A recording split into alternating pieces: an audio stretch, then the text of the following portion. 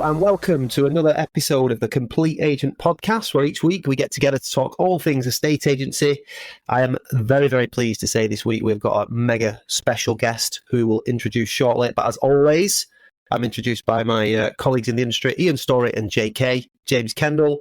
Lads, how's your week been? Keep it brief because we've got a special guest, especially you, JK. We've got time for 2 podcasts. Come on. Go on, Story, you go first. Well, I've had a brilliant week, lads. Absolutely brilliant week. So obviously, we've been messaging in the background, haven't we, as we do like every minute of every day, of every week, of every year, the three of us. But, you know, it's ups and downs, isn't it? Peaks and troughs. And 3 or 4 weeks ago, I was slitting my wrist because we had no sales on the board that week. Instructions seemed, thin on the ground. And then this week, we've agreed 7 sales so far this week, and as you know, they're all sort of mid to higher end, all 2% fees, and we've listed a few really nice bits and pieces as well. I went to 3 yesterday and I got them all. 2 of them were barn conversions, lads. No way. Shock. Which will be a shock to you. And then the last one was a really nice period house on the edge of Chester, really lovely 1.5 acre garden, Victorian house extended. So I'm really in a positive frame of mind this week because we're absolutely flying. But of course, what I know will happen is that 2 will fall through next week and I'll have a nightmare client on my hands. Ever was it thus. But generally speaking, me and Phil have been doing really well. We had a new team member start with us week before last, Meg, who is doing brilliantly well. She's got 6 years experience in the industry, which I try and steer away from if I can. But she's hit the ground running. She comes from another company who I admire, who are quite well respected. So we took her on because of that, really, because they're quite a good agent, not really in our patch.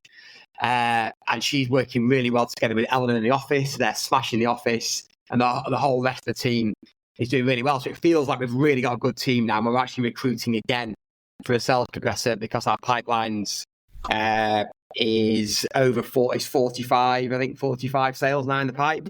Yeah, so nice. It's a really healthy pipeline. So we're recruiting for another sales progressor to cope with demand. And who have you just recruited, Ian? What's Meg doing? What's her role? Meg is office based, so client executive role in the office. So basically, she's a neg that doesn't neg. Meg the neg. Meg. Oh, no. I'm just saying what we were all thinking. No, it's what you were thinking. It's what you were thinking. As with the rest of the team, she's got potential to progress as Meg, definitely. But I just wanted to come in, show me that she can do the basics really, really well in the office. So Meg is handling Phil's properties, Eleanor is handling mine, and they are smashing the office together. So they're booking appointments, they're generating leads, they are sending out our pre-lit packs to clients. She's a good egg, then. Stop. She's a good egg. I will keep mine. I'll keep mine super brief. So, again, I've on the flip side, I've not had a great week in terms of sales and fall throughs. We lost one. I was sat here pleased as punch with Rich last week that we tied up at 1.5. Literally fell through 2 days later, and I was like, "What?" Curse of the podcast. However, the £3.5 million house that I've been talking about for the last 6 to 8 weeks has finally just launched on social media. So it is real and it is there for all to see. So it's AI generated. It is AI generated, yeah. But no, I mean, to be honest, I've always felt like, I've been in these lulls before where everything goes against you, where, everything falls through, everything that could go wrong does go wrong. And you just get on with it. My mindset is that, if you're going through crap, just keep going. And then, eventually you'll, peaks and troughs, isn't it? So it is what it is. We've got some good listings coming on. We've got a lot of mid-range stuff, good fees coming, some 650s, some 700s we just launched. I got quite a few in the pipeline still. Just about to launch. I've just tried something new with a social media video. I'm about to launch in the next couple of days on a 1.325 place, a new build I've got. So, look, it's fairly flat. And to be honest, I'm having a bit of a tough time, but I'm trying to be positive and I'm just concentrating on the controllables and moving forward. So that's my week. JK, just to jump in there, this is where the power of the community of the TCA comes in, because we all speak daily, don't we, with everyone in the group, and you can really sort of shore each other up and give each other confidence, because we all know that we've all been through those low periods, and that when the high periods come, you've got to enjoy them because you get the buzz of the listing and the buzz of the sale, but not enjoy them too much, and always have in your mind that you know what's coming around the corner. It balances it out, doesn't it? Yeah. Go on then, Dave. 30 seconds. How's your week? To be honest, JK, I felt a bit flat. I'll be honest. This last week, we had a particular situation where we've done a really. It's been a textbook sale. We've done a really great job with the promo. Everything's gone to plan. It was one of like a £700,000 house, full fee, got upfront marketing fee. We did 11 viewings on it. We've managed to secure a really great offer for the vendor, and then 3 days later, he tells me he's got a private buyer, and I've now got to go through that crap with him about what about the fee and da da da da. So that's left me a little bit flat this week. But then when you look at it overall, it's actually been pretty good. It's surprising, isn't it, where one thing can bring you down. You've just got to, like you say, you've got to, as the sort of person at the top end, really, you've got to try and just get through it. And overall, when I look at the week and what we've achieved, it's actually been very good, and we've had a really good month. We've got sales in the bag. It's just this one thing just really, just takes the wind out of your sails a little bit. But it's all good. You need to try and deal with the negative things earlier in the day.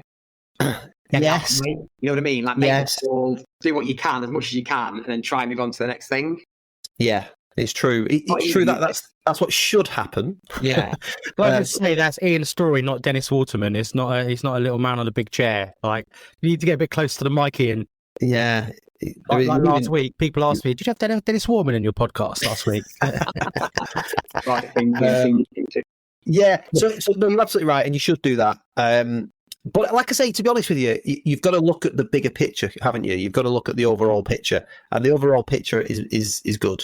I'm a big believer at the moment. I think I said it on the pod last week, that I think if you're holding good stock right now, and you are in regular contact with your owners, your vendors, and providing them with updates, and keeping them abreast of what's happening in the market, then I think you're in for a good time towards the end of the year, because I really do feel that if we get an interest rate drop, maybe one or two drops, I think it really will kickstart the market. Not necessarily that it needs kickstarting. I think some will be finding it a lot easier than others. I think there's a north-south divide at the moment. But, statistically speaking, sales are up. Buyer activity is up, all this sort of stuff. There is just a price sensitivity issue out there at the minute, and I think as long as you are keeping in touch with your owners, etc., which is what we're trying to do, I don't think it'll be long after the summer holidays before we start to see a really good run in. That's how it feels for me. But I have to say, the whole year overall so far has been pretty good. We've had some challenges, but it's been pretty good. So yeah, that's me in a nutshell, lads. And we did some nice data loft training yesterday, which was good. It was an impromptu data loft training session with some of the members, which was really useful as well. And I was glad to jump on that. So that was nice as well to speak to everybody. So a nice end to the middle of the week. So do you want to introduce our guest then, Dave? I do. And I'm really excited to do this because he is a legend in the industry. Everybody knows this guy, and he is, without question, one of the leading figures when it comes to trading, and it is Mr. Stephen Brown. Thank you so much for coming on the podcast, Stephen. We really appreciate it, and really excited for everything that you're going to share with us today. How are you? I'm really well, thank you. Thank you for inviting me on. I don't know who this leg end is, but thank you. that you talk about. But yeah, no, I'm really good. And you know what? Just listening to you, it's great to have. I think your podcast is fantastic. I think it's nice that you're sharing real life experiences, the ups and the downs, because it is a roller coaster journey. We do have some really good days, and we do have some really challenging days, and you tell it how it is, which is great. And I think that's really, really important, because you look at loads of posts on Instagram at how well everybody's doing, and that's not the case. Let's be real, it isn't the case, and we do have these challenges. And I think estate agents do an incredible job, and I don't think the consumer actually understands what agents do. And if you break it all down, I actually think we're considerably underpaid for what we do. Yeah. I think you're making a massive difference, demonstrating that you can get 2%, you can get marketing fees, because we must be the only industry that have no sale, no fee. We do loads and loads and loads and loads of work. Yeah. And we don't get paid for it, and the amount of fall-throughs. And I think it's really important that as an industry, we need to educate the consumers considerably more. I think we need to start using videos with solicitors, with mortgage brokers, with surveyors, with removal companies, with absolutely everybody, but local businesses in your area, and start educating them. And, you talk a lot about, and I listen to your podcast every week, but you talk about using local Facebook groups. Well, use the local Facebook groups to educate people. And then in the long term, people are going to want to come to you anyway because of the value that you're adding. So for me, it's, what are you doing to add value the whole time? Everything you do. And obviously for your members, you're adding value. You talked about yesterday the data loft training. That's obviously adding value to your members. But what are we adding value to the consumer? Can I ask a quick question? You just mentioned ups and downs, and it made me think of conversations that we had earlier on in the year when you were helping your girlfriend move house and try and find a house.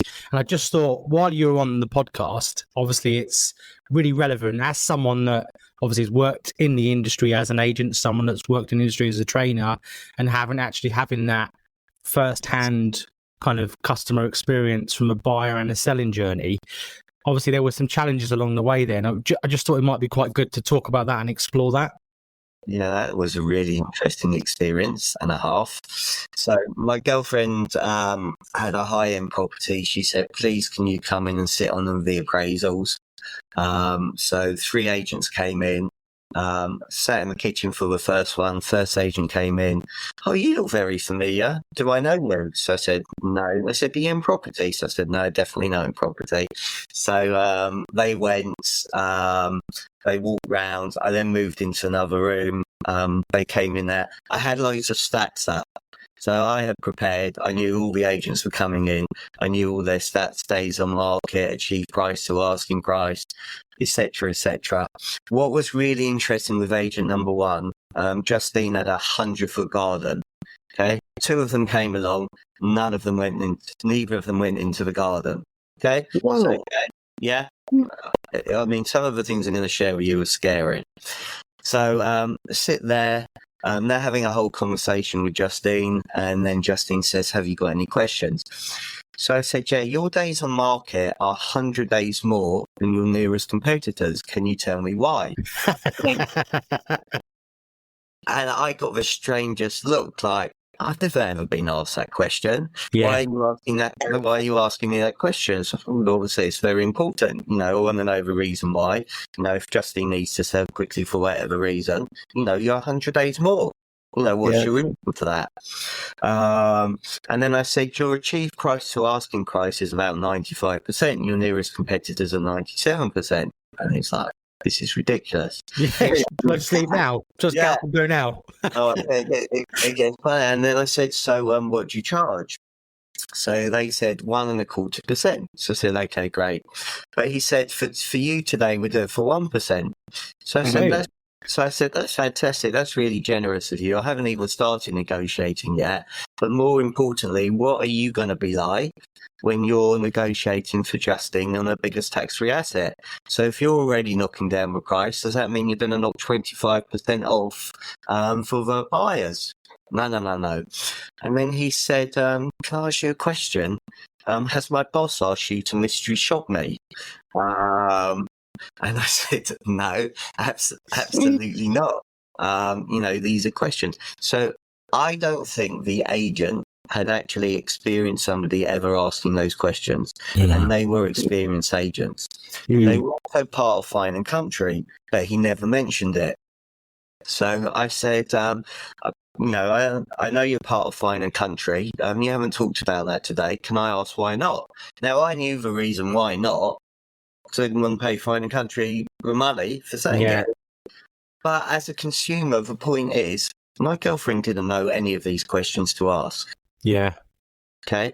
So actually, agents are most probably getting away with so many things because the consumer, coming back to where I started before, the consumer does not understand.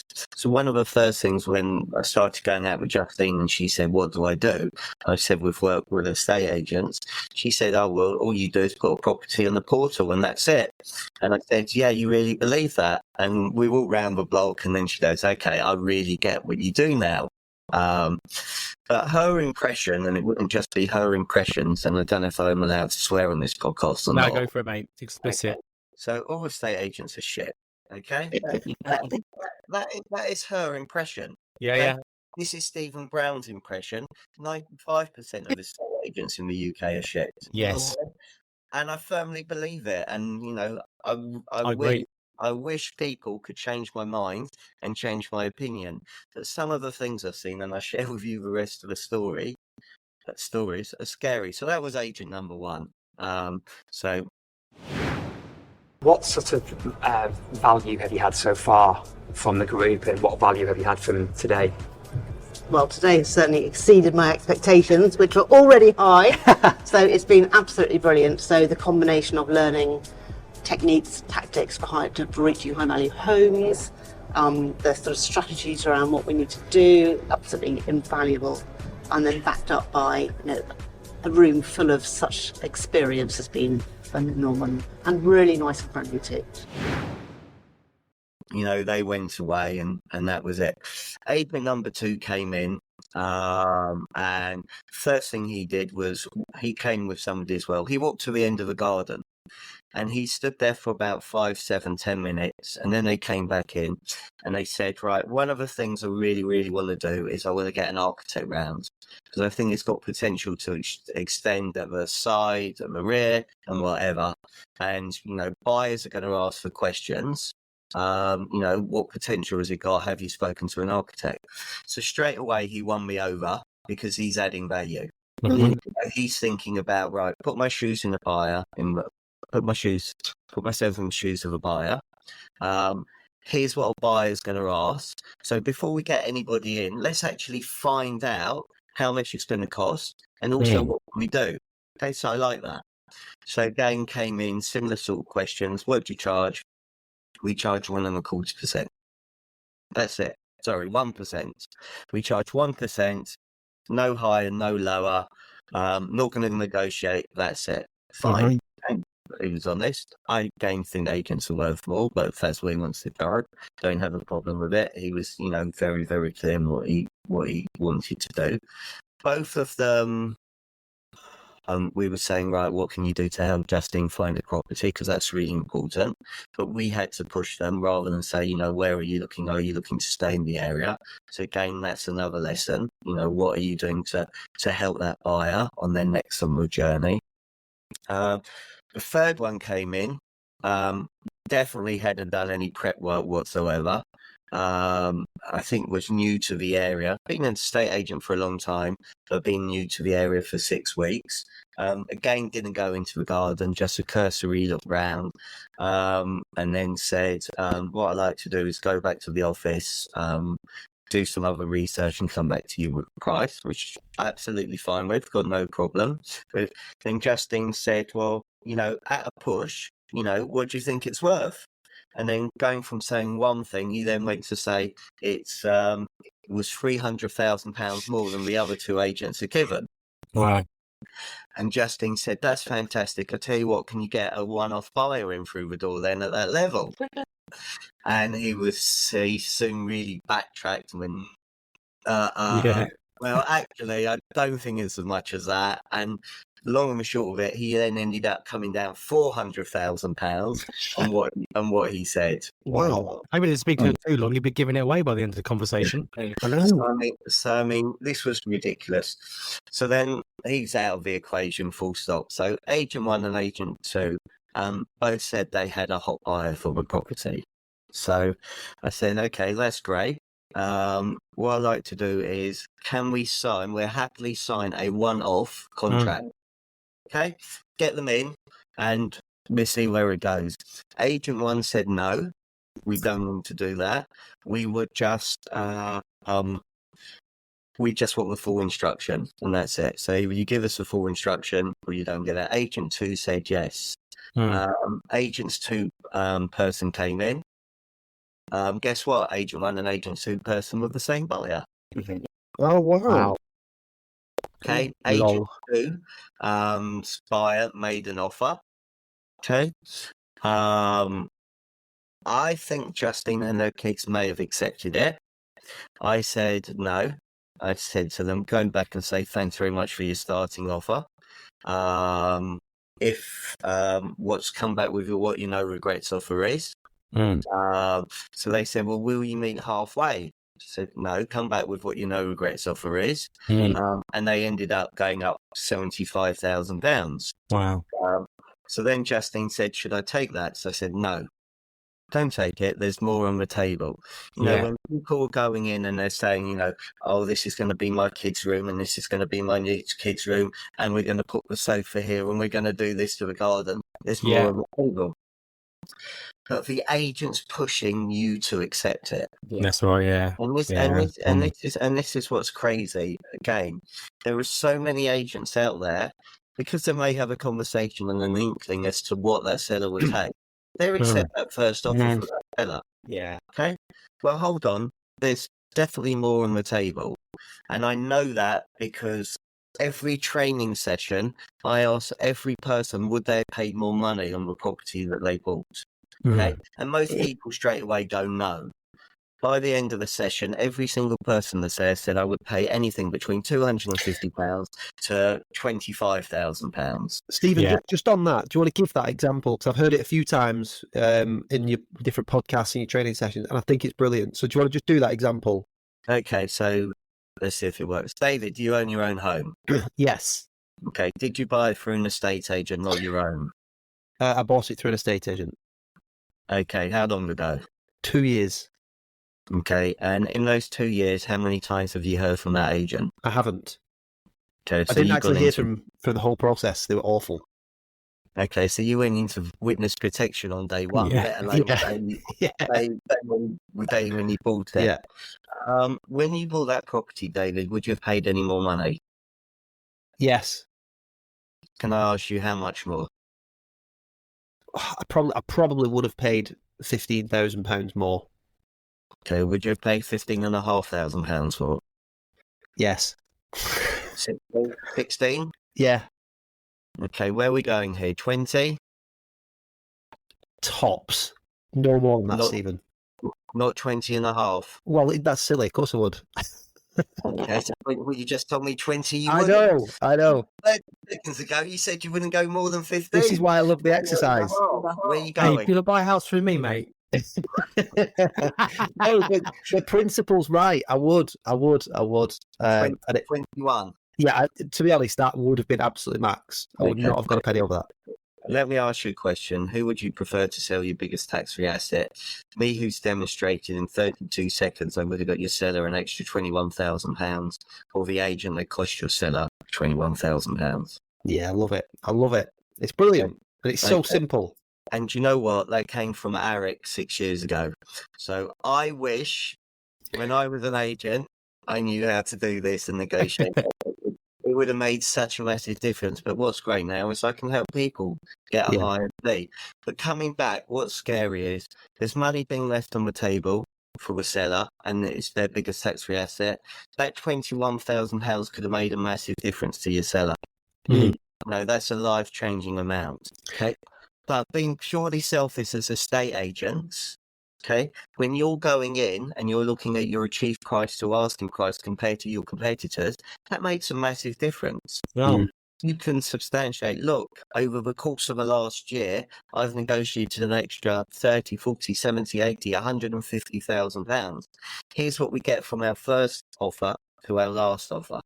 And they're massive numbers. But again, so many agents, let's just accept that first offer. So to their story, they ended up paying £80,000 more. Brilliant. And I think it's a really key point because we talked briefly last week about the why of both the seller and the buyer. And you'd mentioned there, Stephen, obviously when they do the viewings, the kids are already in the bedrooms and things like that. So you know how much they want it. It's just the agent's job to extract that from the buyer. And a lot of people just don't know how to do that. They are what I call order takers. They're not negotiators. They're just delivering information. So they've made you an offer of 500,000. Do you want to accept? The buyer might say no, or the vendor might say no.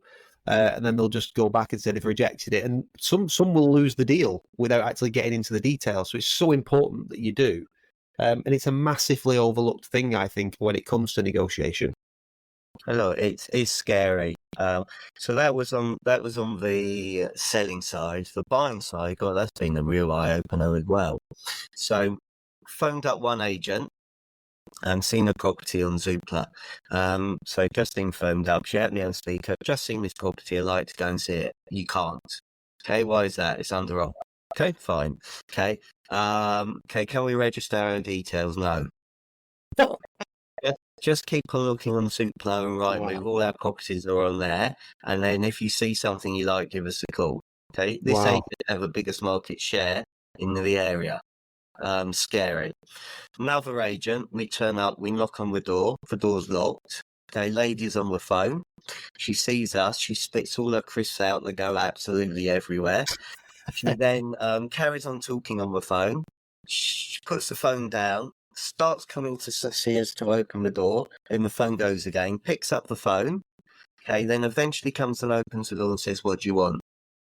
Is this in an agency? Like you walked into an estate agency, you said? An estate agency, yeah, exactly. Wow. So what do you want? So I said, are you an estate agency? Because it looks like you sell properties. Yeah. Yes. And actually, Justine has spoken to this agent the day before, and we were walking past it, so we wanted to introduce ourselves to make a difference. So, and the third thing I'd like to say, I'd like to thank you because you were kind enough to give us a buyer letter. Yes. Now, does it work is a big question, and the answer is dun dun dun. Silence is really powerful in negotiations, so keep your audience waiting. Well, it does work. So we got a couple of calls. Justine hasn't bought a property through it, but it works. So we've met some interesting people in the area who told us their life story, told us why they weren't selling. Obviously felt very lonely, but they picked up the phone, and that's the most important thing, And I know from listening to all the podcasts, the great results you get from direct mail, and how it works. And what I love by what you're saying is, one, you've got the buyer letter, so you're describing the buyer and who they are and their family, but also the market stats that you're sending out every quarter. You're adding value. You are all educating consumers in your area, sellers in your area, what's going on. And again, what I found is you really don't know that people are receiving them, watching them, listening, but in time, because you're consistently doing it the whole time, they're going to come to you. And that's the thing. So, one of the things I've just taken back from Australia is, and I heard we met some unbelievable agents out there, the best of the best. And when we went to our agent, there were 5,000 agents there. But you have the Ryan Serhants of this world who had the most ridiculous daily schedule. Yeah. Just on this, Stephen, just dead quickly, sorry, just to explain. So, Stephen, and you went with Luke, didn't you? You went with Luke St. Clair, is that right? Right. So every year there is a conference in Australia called AREC, if you're not familiar with it. And it's a conference where the real estate agents all turn up in one room, and there's lots of amazing inspirational speakers on, both in real estate and in business. And there's celebrities. So I think Ryan Reynolds spoke this year, didn't he? You had Ryan Serhant, who's an extremely famous American realtor, probably the most famous, I would say. And Stephen and Luke went over there, and obviously the Australians and the Americans have a slightly different system to us, but we've got so much to learn, I think, from the Australians and the Americans as to how they do it. But Stephen and Luke went this year, so it would be really great to hear what your experiences were, Stephen. That's where you were going then. Look, for me, I go because every day's a learning day, and there's so much knowledge out there. But again, it's they broke it down very simply. 2 things that agents need to do: be disciplined and be consistent. Right. And sometimes it's as simple as that. and people overcomplicate things. But if you do the things that you consistently need to do, so coming back, when I asked you, had you heard from your agent? So I think the biggest things, well, one big thing is, what are you doing to get a client for life? Okay, so every single person you come in contact with, whether it's a tenant, landlord, buyer or seller, they should become a client for life. Even if they don't buy through you, rent through you, sell through you, you give them the most exceptional customer experience ever. They're going to be your raving fans. They're going to recommend you to friends, family, colleagues, and neighbours. And there were so many great stories out there that, people that actually didn't buy through that agent, that they came back to them 2, 3, 4, 5 years later. And actually, if you go on an appraisal today, wherever it is, and you look at your fee and, you're selling a £1 million house at 2% at £20,000, okay, do you think, great, that's a one-off transaction? Or do you think, actually, if this client becomes a client for life, then it could be 150, 160, 170,000 over the course of life? And actually, I think, Ian, you shared some stories where you were getting people that are recommending you 2, 3, 4 times. And that's what I mean about being client for life. Because you've obviously given that exceptional customer experience that they're recommending you. So what are we doing in anything we do for those people to become client for lives, buyers for lives? Because I think that makes a massive, massive difference. In this country, we are way too transactional. We've done the transaction, that's it, finished, goodbye. Actually, it shouldn't be like that. And that's where we need to change. And hopefully there are agents out there now that have got proper stay in touch policies. Because, again, in this country, we are absolutely awful at staying in touch. It is absolutely shocking. So I do think just on that as well, because I mentioned last week we talked about AI and we joked about AI, but I do think that is where artificial intelligence is going to bridge the gap for these sorts of things. When properties are listed, send in automatic texts out to your database to say, hey, Stephen, this has just been listed on Acacia Road. This has just been sold. Would you be interested in your value? Hey, Stephen, just noticed you've been there a year in Acacia Avenue now. I think a lot of people are worried about AI, and I put a post in a group the other day in the Facebook group. I had some interesting comments, and I do think the actual, what do I want to say here? The low end kind of admin tasks are the ones that are going to be taken over by AI. And just talking about what you said earlier in terms of the transactional nature of a estate agency, the low end of the market, if they don't up their game, they are what's going to be taken over by AI. Because you said it a minute ago, Dave, order taking, what offer do you want to make? Do you want to accept it? That could all be done on an AI platform. That's probably where Purple Bricks will go with AI. Yeah. You list your house. Do you want to take this offer? Yes or no? And as you said, Stephen, where agents really add the value is, they can add value across all ends of the market, and the low, mid, and upper end. We obviously specialize in the mid to upper end. Dave, you've got a lower end brand. I'm just about to split my brand, so I've got 2. I just think there can be a real value add in that low end of the market to show clients that, whilst we can't maybe add as much as we can in the mid to upper end in terms of marketing and how things work at that end, and people don't maybe value it as much, there's definitely value to be had at the lower end as well. Yeah, I think across the board. Yeah, 100%. And look, AI will definitely help with that. What Luke's doing, Luke Sinclair's doing with all the WhatsApp stuff and the AI stuff, just keeping in contact. But, you should have the stay in touch policy 3 days after a buyer moves in, 1 month after the buyer moves in, 3 months after the buyer moves in, 1 year after. They should be offering an annual health check. And actually, that's where AI can come in. But actually, it shouldn't just be your customer base. Look at stuff. So if you all want to go and you're all in the high end of the market, we're coming up to August. So look at the houses that sold a year ago, 2 years ago, 3 years ago, 4 years ago, in particular roads in your area, high end.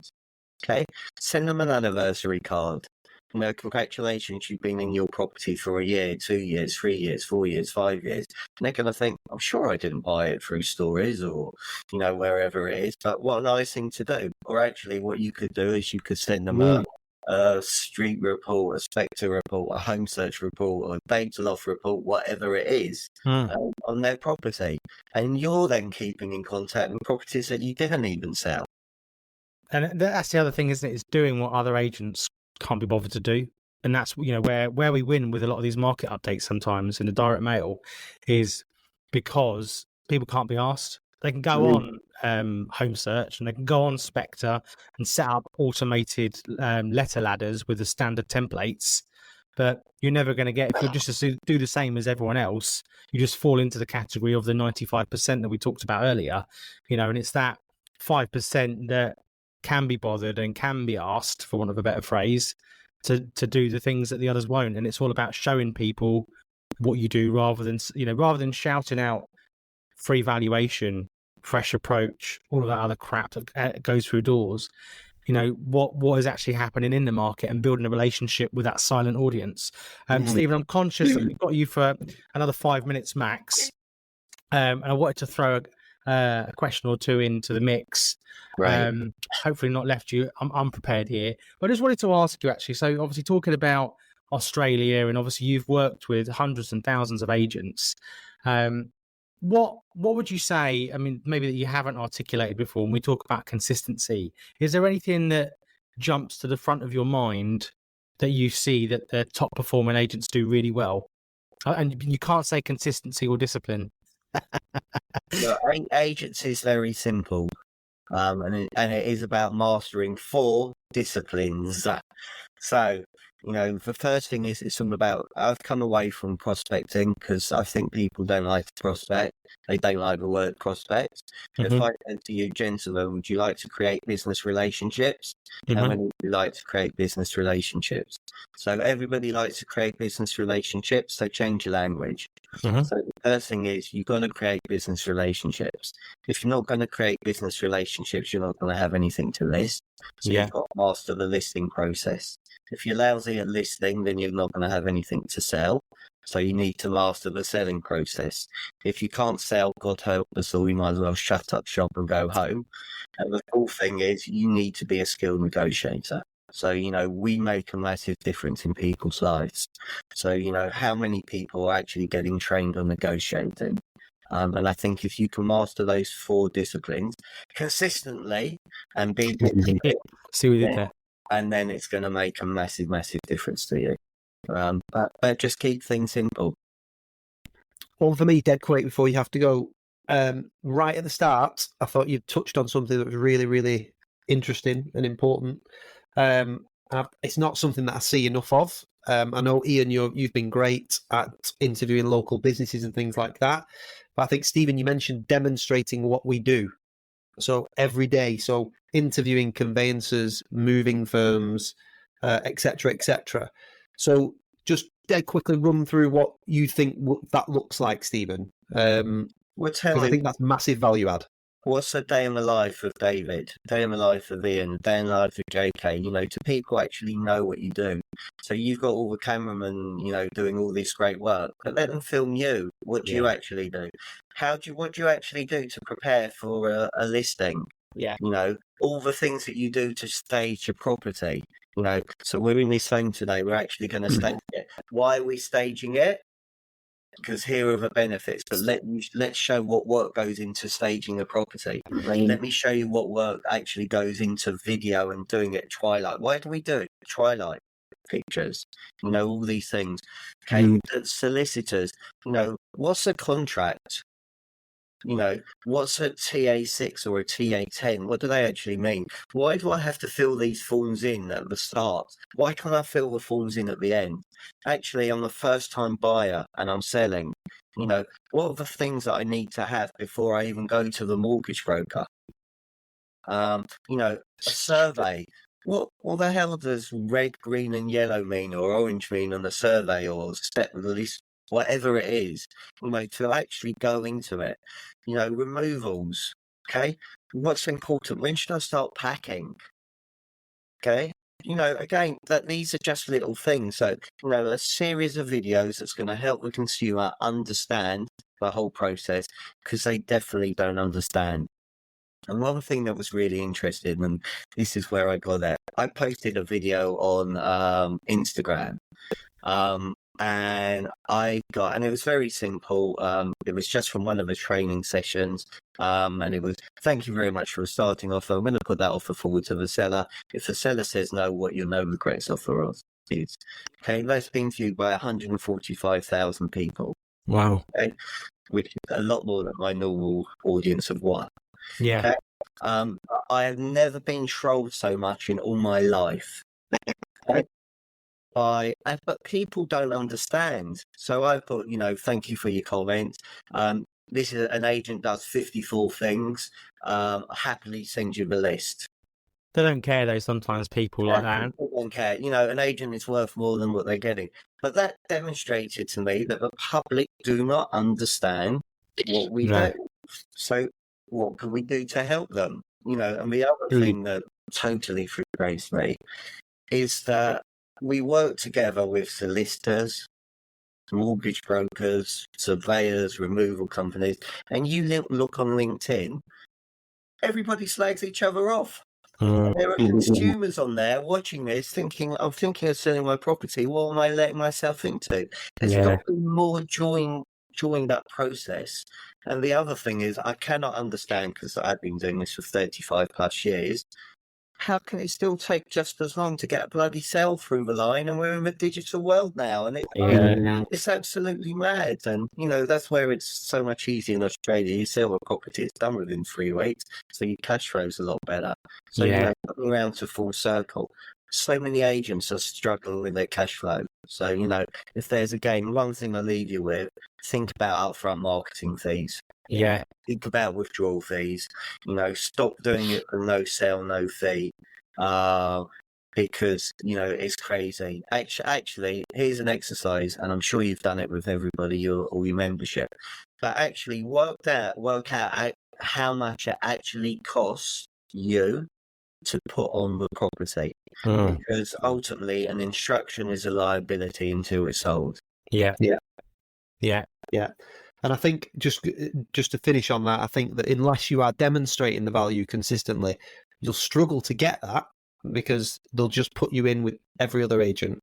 If they have got that consumer mentality where it's just, well, all you do is put it on Rightmove, but you're not demonstrating anything other than that's what you actually do, then you're going to struggle to get your upfront fee, and you're going to struggle to incorporate a withdrawal fee. So you've really got to demonstrate the value and be consistent with your delivery, so that you're showing it every single day, and you are worth the upfront fee, and you are worth any potential withdrawal fee. So it is separating yourself, I think, from your competition, just by being consistent with what you do. But I really love that, Stephen, and it's not something, I'll be honest, that we do enough of, demonstrating what we do every day. I'd love to do more of it, and it's certainly something we need to incorporate. The exciting thing is, you've got the videographers with you the whole time. Yeah. I was just going to say that You're absolutely right. We've got a day book next week at a property that's not lived in, but it is furnished. And it's a really nice house. And we've sold the property for the family before. So I said to the seller, can I have a full day there with our video team and our full team? And we're going to do a day in the life of stories, setting up a house. Yeah. So we're going to shoot it all. We're going to pretend we get there. My dad's going to come as the client. We're going to meet him on the drive, talk around the house. We're going to pretend we're doing a full shoot. This going to come in the van, do all the styling, and we're going to put it together in a documentary.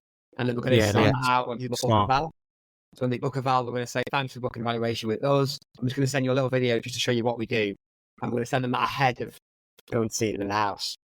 Love it. You should do that. Everyone should do that. You just pick a day, pick a house, take a videographer. Yeah, absolutely. Stephen, I think we're on the minutes with you now, aren't we? So thank you so much for coming on. You're on it. You're in extra time, Fergie time. Yeah. Yeah. 6, Warburton. No, listen, Stephen, thanks so much for coming on. We really, really appreciate your time. As always, you've had loads of gold there, and I think we need to get you on again, because there's so many questions that we've got, and lots of value that you can continue to add. So yeah, thank you so much. I look forward to being on next week then. See you later. Tom, man. Take care, Stephen. See you later. Thank you very much. One thing, Guys, he is a ledge. he's a ledge. I just want to pick up on one thing that Stephen said I'm going to add in, which is that what we always do, as I'm sure you two both do, and everyone should do when you get the first offer, is say thanks for the offer. We will put that forward. But if it's rejected, have you thought about what your second offer will be? What I'm going to start saying is, what I need from you is your no regrets offer. Yeah. Do you know what? I heard that on one of Stephen's podcasts ages ago, and I've been using it for a while. Yeah. It always used to be, I always used to say, what I need from you is the offer, basically, if you walk away today and you don't get it, that you don't see the number on land registry in the next few months and kick yourself thinking I would have gone further. I need you. So the easier way of saying it is, I need you no regrets offer. Yeah. Let's save some time here. It's like one of JK's podcasts. So they'll just say, can I have your no regrets offer? It is a really great way of getting to the point. Yeah. And I actually had a lady ring me last week who had made her no regrets offer on a property that is now under offer with someone else. And she just said, I just wish we'd offered more. And I said, well, technically you still can. Not that I want to encourage you to gazumping, but she was like, no, it's fine. We will find something else. But she did regret not getting that. Yeah. So it's there's always more in the tank, I think. You've just got to press the right buttons and find out what their why is and understand what they're trying to do. But not enough people do they? But No. I really like the idea of like the video training. I know we've spoken not actually on the podcast privately about doing day in the life, and I know JK, you've taken on your videographer. Ian, you're the same. It's something I'm going to do. I think it's really important, and I think that will add loads and loads and loads of value. And I think, like I say, that point about upfront marketing fees, it will be tough to get them unless you're demonstrating this consistently. Yeah. And obviously, your offering needs to be consistently better than your competition as well. Yeah, and if it is, it's easy to get them. Let me tell you, it's easy to get them if your marketing's there. And what I'm also finding is that I'm going to push the higher end ones up, but I'm going to keep our mid is like 400 to 600.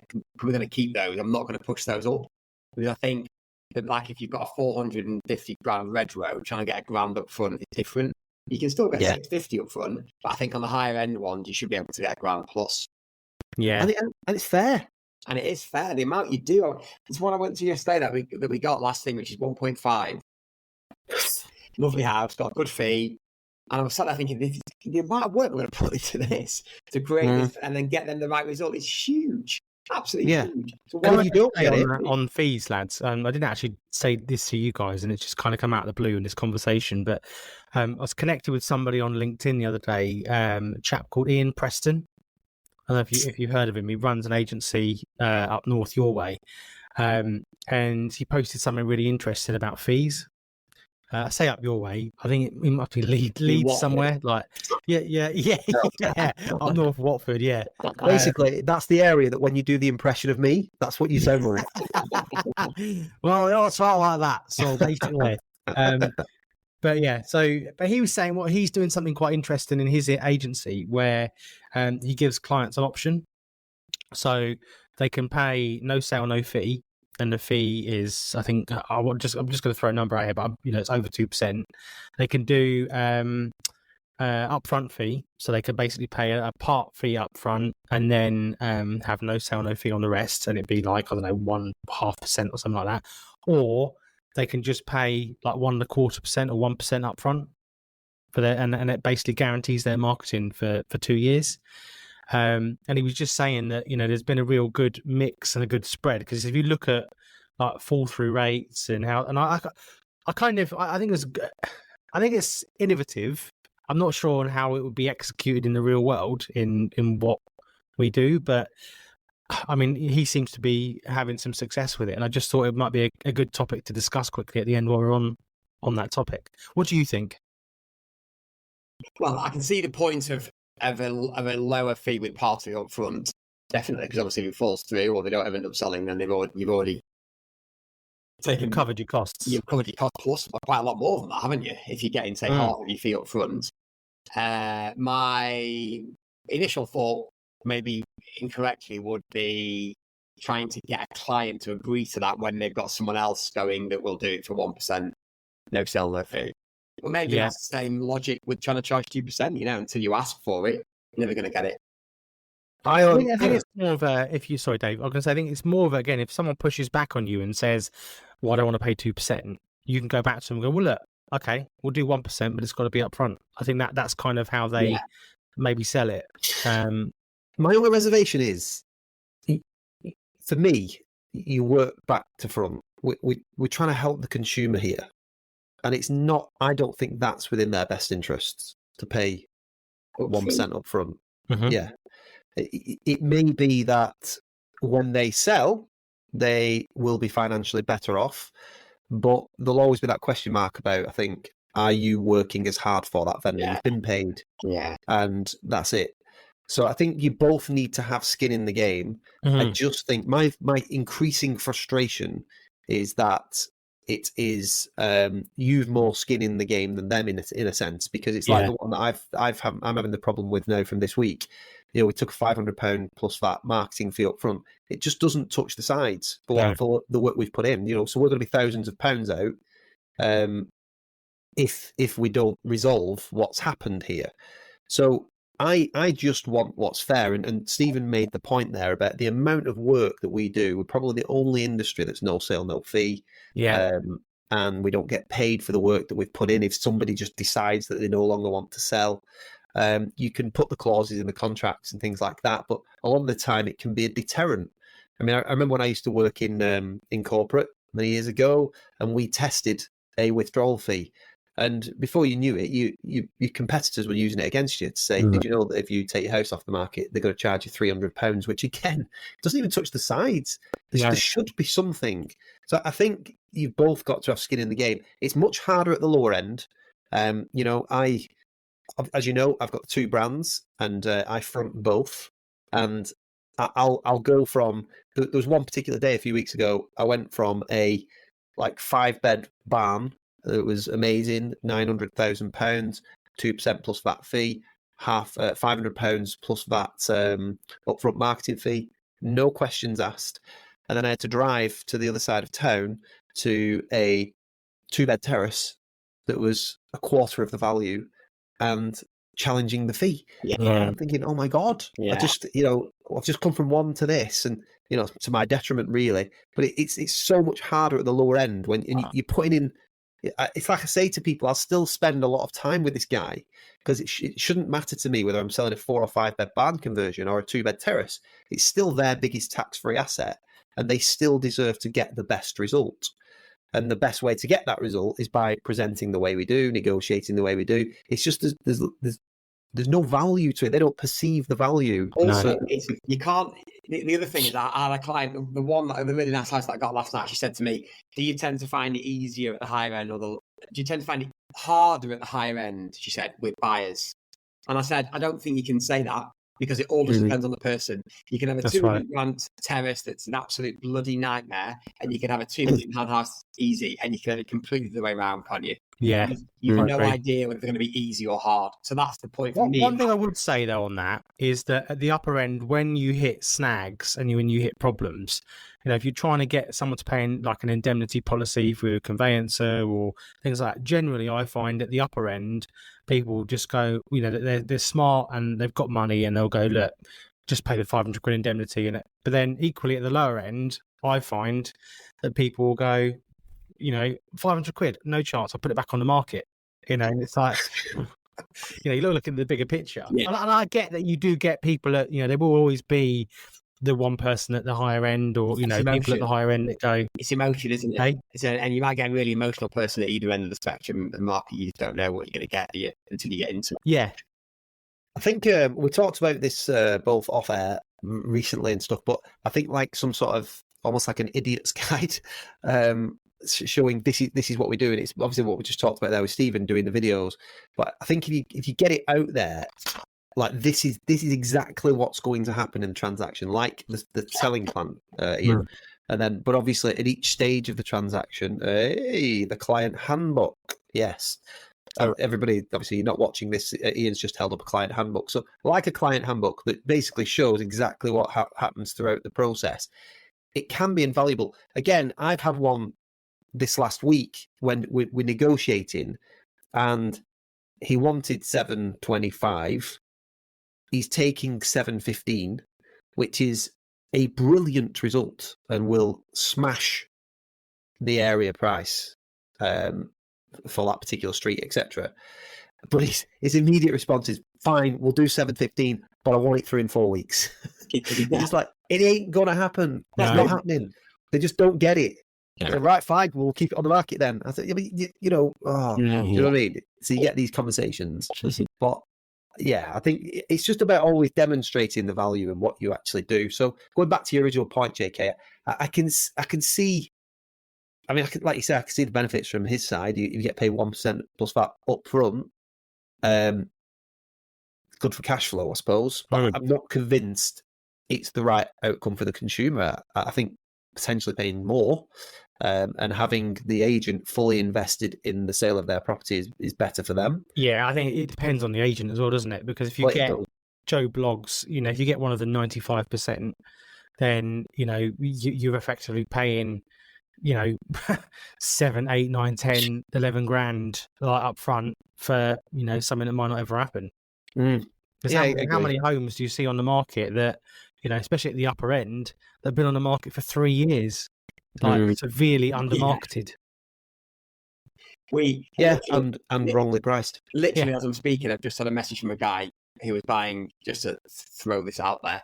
I agreed, one of the sales we agreed this week was an 850 grand barn conversion. Well, no way, you're lying. Got over marketing price, cash buyer, sent me the proof of funds. He's definitely got the cash, sold the company, got a copy of the share sale agreement, all that from AML. And he's just messaged me now saying, "Morning, Ian. I've spoken to our mortgage company and we are able to port the mortgage over from our existing house." So, but you're buying cash, Gareth. You sent me the well, we have to buy cash, but fucking hell. We're going to do this instead. I think that's what's important. Like with sales memos, one of the things that we are really like hot on, especially more recently as well, is just adding everything you possibly can to cover your ass on the memorandum of sale. If anything that's included, anything that's been agreed verbally or whatever, get it in a WhatsApp group, for example, and then get it on the sales memo. Because if you someone says all the appliances are staying in the kitchen, get them to detail all the appliances that are staying in writing before the TA10 form comes. And just banging it on the memo, because as soon as that memo goes out, if there's any beef, it gets sent straight away. I agree, James. We started doing this probably 2 or 3 months, maybe a bit longer now, but we agreed a sale, unless the buyer or the seller stipulates something during the negotiation. We agreed a price, and then we say this is what's included for that price. We agree with the seller and the buyer. We put it on the memo. Like you say, we get them to we write it down specifically in a list, and then get them to put it on the memo, and then we get them to approve the memo before we send it to the solicitors. So we say, are you happy with this? Yes or no? And it really, because those little bloody things that come up 9 weeks down the line about the oven or the what ended up costing you? Oh my God. Because they're like, well, we said we were including it. Well, we didn't say we were including it. Well, you said it was included. Yeah. So and I've taken it out of my fee to stop it all falling apart. And you think this is ridiculous. So yeah, we do that. Like you say, mate, it's a no-brainer. That makes it much easier. I've done that before. Just on fees, we've had people that I think I may have said it on a previous pod where they were going to fall out and pull out over 50 quid's worth of blinds in the living room. And I literally completed the other week. It was like a 12 grand fee. And when the buyer came in, I was like, look, there you go, here's your 50 quid cash. I kept it between me and the buyer. Seller thinks they're happy because they won. They've moved on now. Like their moving does strange things to people because, sometimes with the pressure and the stress they put on themselves, it turns a really nice person into a really vulnerable and emotional person that doesn't. I mean, moving is emotional. Don't get me wrong, but just sometimes moving brings out the worst in people. Sometimes, and they're not looking at the bigger picture, and they're sometimes not even listening to your advice. You're in this position where you could lose the sale of your home and cost you massively financially by challenging somebody over 50 quid's worth of blinds. Yeah, it's true. So iron out those problems at the start. Yeah, 100%. Front load the problems. Well, I think that's been a great pod, lads. Anything else to add before we say goodbye for another week? No, just that again. TCA. we keep reminding people we've got the mastermind coming up in September. It will be here before you know it. I've had a few inquiries this week to my personal phone asking about the deal. So what some of the questions been? What's included? Postcode exclusivity. We've obviously got the website, but you get all your direct mail. You get private WhatsApp group. We do monthly Zoom check-ins. We do impromptu Zooms. We did an impromptu one yesterday. We've got a few members struggling with valuations and finding the correct data. So did an impromptu session yesterday on Data Loft, which I think was well received. We had quite a few members on there. So it's all really geared around making you a better agent and more successful agent, certainly in the mid to high end space. We've just written our not on the market letter that is going out. I've ordered mine, guys. I don't know about you, but mine will be out next week. We're getting 7,500 to 8,000 out. All the members will be doing the same, getting theirs out. So we're looking forward to what I think is going to be a busy Q3 and 4. I think obviously the start of 3, you've got summer, might be a little bit quieter, but I think going into autumn and winter, I think we're going to have I've got a feeling it might be a bit of a busier end to the year. So if you're ever thinking of making the move, now is a great time because we can help you improve your marketing and your proposition, your lead gen, your conversion, everything. It's all about that. And I think, we've got a really, really good group and it's growing. So if you're interested, get in touch with myself or one of the guys. One thing, I've got a couple of people who want to join but feel they can't because of cash flow. And with the greatest of respect, I keep saying to them that by joining, we will help you with your cash flow. I mean, how many people went away from the first mastermind with, with a boost and a real confidence to go and get these upfront marketing fees, and that solves your cash flow almost overnight. Just one thing to mention that I think I popped it in the group was an article this week which said that the pound is going to surge against the euro. Predicts a European finance giant this week. So lots of positive news stories coming out, whether you're a fan of the Labour government or not. I think a strong, stable government with a big majority does give people confidence in the economy. So hopefully that will be seen. And that news article was in a right-wing paper and a left-wing paper. It was in both. We've started to see, haven't we? Some of the banks now are dropping their rates. So we can feel what's coming. We've sent a letter. The stock levels are at an 8-year high now, and there's no secret that a lot of people are struggling to sell because they're perhaps overpriced.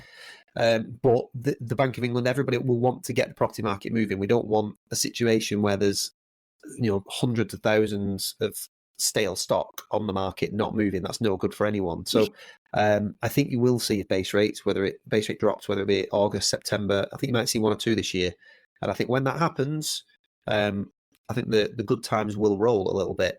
Like I said, for the consumer, I think a lot of people are waiting that scenario, not realizing that once that happens, it will just probably mean they're paying more. They'll pay more for the house, but it'll still be good for consumer confidence. And as an estate agent, I think he'll start to get you moving. And I think obviously that's what our letter has talked about quite a lot this time around, that you need to be ready for this eventuality. And I think I've said it a few times, but I really do think it's key. I think if you're holding a lot of stock at the moment, don't panic. Just service your clients, make sure that they know exactly what's happening, pound per square foot, price-wise, what the trends are. Just educate your client, keep them motivated. And I think that when we do get this base rate drop, I think that's when you'll start to see some stock move. I checked in with a few clients on my way home. And one thing that I was saying to them was, as much as I think I do want to do price reductions, and I think that you should probably just action them as quick as you possibly can, because there'll always be buyers out there. I do feel that for those that are hesitant about doing price reductions right this second, it's good to say to them, like, okay, fine, stick with where you're at right now, because we are going through the summer holiday period. It isn't quite as busy throughout the summer holidays. And we do feel that once that base rate drop comes, and it could come in August or September, whatever it might be, that's a key indicator for everybody to maybe then start thinking about price realignments. So we've been planting that seed. I think if someone's stale and there is a reduction in them or a price realignment in them, as we say, I wouldn't hesitate. I know we had that conversation, didn't we, Ian, last week? But I think where you've probably got some people saying, Dave, we just don't want to reduce, like Ian, we just don't want to reduce at the moment. That's okay, no problem. But understand this is now where we're heading and this is what we see. So when this happens, or if this happens, that would be a good time to realign your price. Yeah. So just teeing them up for it. Yeah. And I did that with a few people last night.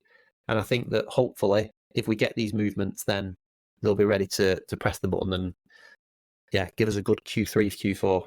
Yeah. Agreed. Tee them up, get them ready, sow the seed now. Yeah, absolutely. Definitely start planting the seeds without question. All done for me there, JK, anyway. Yeah. Have a good week, and we'll catch up with you next week. Thanks for listening, guys. Bye, guys.